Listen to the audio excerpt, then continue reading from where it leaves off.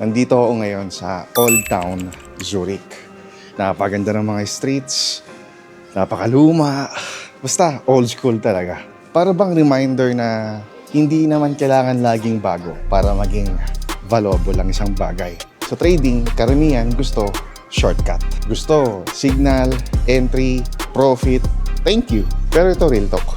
Yung mabagal na consistent, yun ang malakas. Kaya nga dito, people enjoy the walk. Walang nagmamadali kasi alam nila, destination is better pag hindi ka wasak sa biyahe. Ganon din sa goals mo. Build skill, build discipline, build patience. Kung ngayon ka pa na nagsisimula, that's good. Kasi mas okay na maging beginner na teachable kesa expert na makulit. Watch my other videos para makita mo yung mindset behind the lifestyle. Hindi lang yung highlight reel. So paano? Tara, lakad na tayo. Ciao! Ciao!